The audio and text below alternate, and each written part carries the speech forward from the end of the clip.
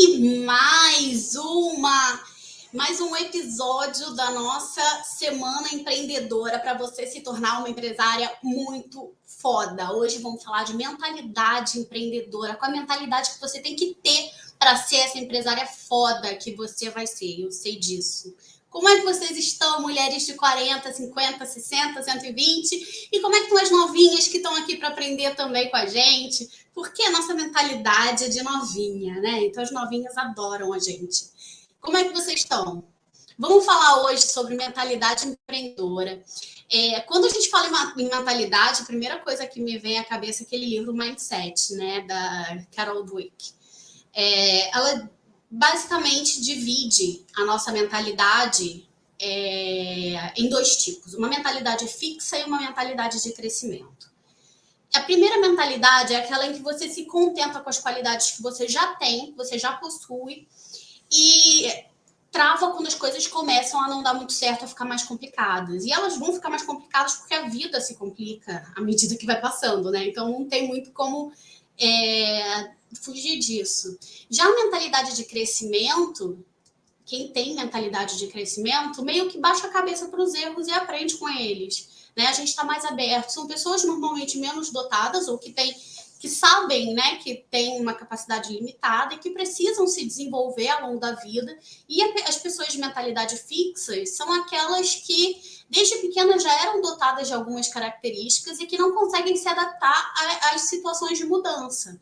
Elas acham que elas já são geniais quando pequenas, as pessoas vão tratando como geniais e essas pessoas vão ficando ali geniais, geniais, geniais, e quando elas não são geniais, elas não sabem o que fazer. Então, antes de mais nada, sabendo que a gente já é criado basicamente para passar em concurso ou então para poder ter um emprego seguro de CLT e não empreender, né? Principalmente nós mulheres, a gente já tem que se acostumar com essa mentalidade de crescimento, porque a gente vai ter que ter humildade de aprender a empreender desde do zero, né? Do nada, porque a gente nunca criaram, a gente não tem qualidades empreendedoras já dentro da gente desde pequeno. Isso não acontece, né?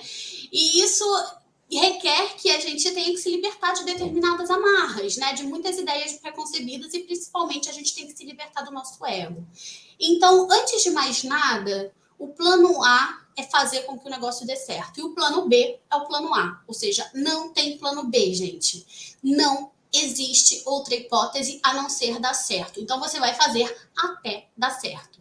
Ok? Não vai dar certo de primeira, não vai dar certo rápido. É aí que entra uma palavrinha super banalizada hoje em dia, mas que descreve algo que a gente precisa ter num momento em que a gente batalha para poder ter as coisas, para a gente fazer com que as coisas aconteçam, né? A palavrinha é resiliência. Resiliência é você persistir apesar dos pontos negativos, apesar dos nãos, apesar do tempo ruim, apesar das coisas ruins. É como um bambu que não quebra com o vento, sabe? Que vai até quase o chão e levanta de volta, sabe? Porque essa é a tendência é a gente desanimar, a gente ser, né, varrido pelo vento, a gente desanimar, ter preguiça, ir na onda das pessoas que dizem que não vai dar certo, né, falando que a gente não tem que ir para esse lado, falando que isso não é coisa que se faça, né? A gente precisa resistir firme e forte. Então, o plano A é fazer até dar certo. Uma questão fundamental da mentalidade empreendedora é também saber assumir risco. Essa é uma outra coisa que a gente não sabe fazer, que é assumir risco. E assumir risco não é você simplesmente arriscar por arriscar. É você saber que você precisa ter um risco calculado para poder agir de forma inteligente, de forma de fato empreendedora, né? Porque a gente não age de forma empreendedora, a gente age da forma que vem na nossa cabeça. Por isso que fica arriscado. Não tem que ser arriscado, tem que ser simplesmente calculado. E a gente tem que coletar, tem que fazer muito bem nosso plano de negócios para a gente poder coletar todos os índices e todos os números e ter um plano de contingência, porque aí a gente já vai ter todas as respostas aos riscos que a gente pode correr, a gente vai poder pensar em todas as possibilidades de dar errado. E nessas possibilidades de dar errado, a gente já vai ter uma solução. Então a gente não vai precisar simplesmente fazer com que as coisas sejam tão difíceis, tão complicadas, tão impossíveis, né? Tão impossíveis de darem certo, né? Outra coisa muito necessária para a gente fazer enquanto a gente está empreendendo é vencer nossas crenças limitantes em relação ao dinheiro. A gente tem problemas fortíssimos com crenças limitantes em relação a dinheiro. A gente foi criado para achar que dinheiro é sujo, que dinheiro é ruim, que ganhar dinheiro, que a gente não pode ganhar dinheiro. E é estranho porque isso cria um mundo de escassez dentro de um mundo abundante. O universo é abundante. E nós temos todo o direito de colher essa abundância. Só que a gente não tem as crenças certas para poder colher essa abundância. Então a gente precisa, primeiro, ter consciência dessas crenças limitantes que a gente tem e substituir essas crenças limitantes por crenças positivas, por crenças motivadoras, né? Por crenças que fazem a gente crescer e não fazem a gente andar para trás. Então, a primeira coisa é você trabalhar essa consciência, você trabalhar essas crenças e saber que você pode sim ganhar dinheiro e que é possível sim ganhar muito dinheiro no Brasil, principalmente empreendendo, certo? Então, eu sei que você conhece muito do seu operacional, tá? Eu estou presumindo que você está aqui fazendo esse tipo de trabalho porque você ama esse tipo de trabalho e sabe fazer bem. Tá? Eu estou tomando isso como premissa. Então, caso você não ame, não faça bem esse tipo de trabalho, estude muito antes de abrir um negócio. Não abra simplesmente um negócio. Eu quero abrir um cabeleireiro. Mas eu não sei fazer uma escova. Dane-se, tenho dinheiro, vou abrir um cabeleireiro. Não faz isso. Porque se todo mundo faltar, você não tem como abrir o seu cabeleireiro no dia que todo mundo faltar. E você precisa conhecer mais do que ninguém do seu operacional. Né? Então, você é a pessoa que mais sabe sobre o seu mercado. E é você que vai tomar todas as decisões finais, exatamente com esse conhecimento de mercado que você tem. Você é empresária exatamente porque você tem esse conhecimento. Senão, as outras pessoas também poderiam ser empresárias e elas não são. Certo? Então, saiba que é muito importante que você saiba analisar os números, que você saiba escolher os índices que você precisa coletar para você poder tomar as decisões com segurança. E tenha firmeza nessa tomada de decisão.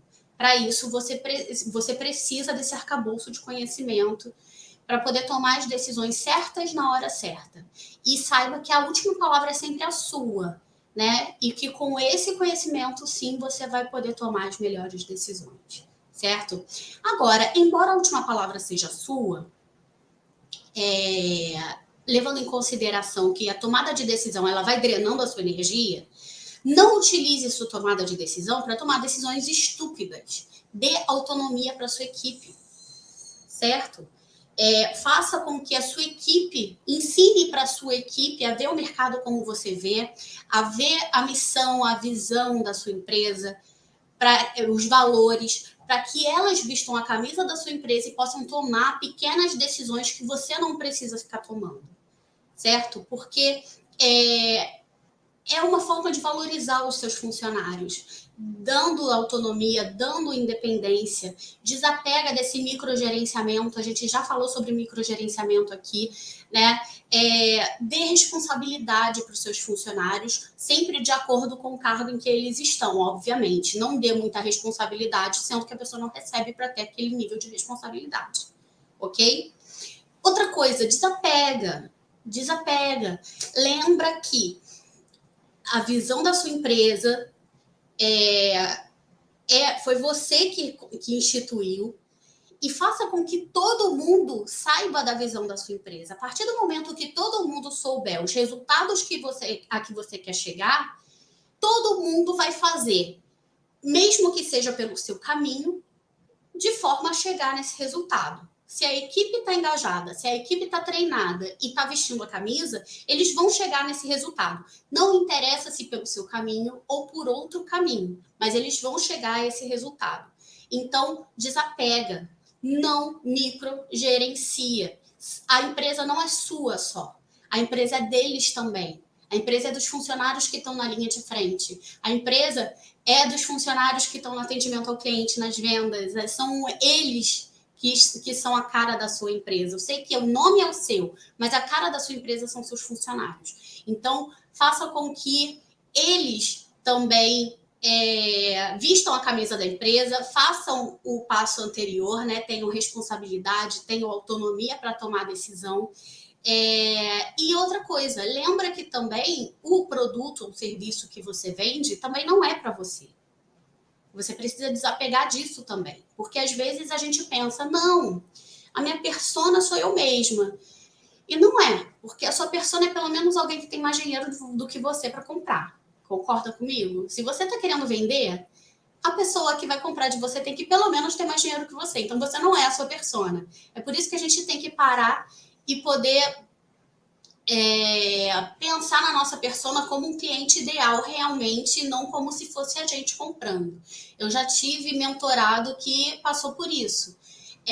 Cismava que não, tem que custar pouco. Mas por que seu produto tem que custar pouco? Ah, porque as pessoas não têm dinheiro para comprar. Então venda para quem tem dinheiro. Simples assim. É só não vender para quem não tem dinheiro. Certo? Então você que não tem dinheiro não necessariamente é a sua persona. Ok? Essas eram as dicas que eu queria dar para você hoje. Eu espero que você tenha gostado das dicas de hoje. Amanhã a gente volta com mais da Semana da Empreendedora Mulher. E hoje, no Dia da Mulher, né? Então, um beijo para você.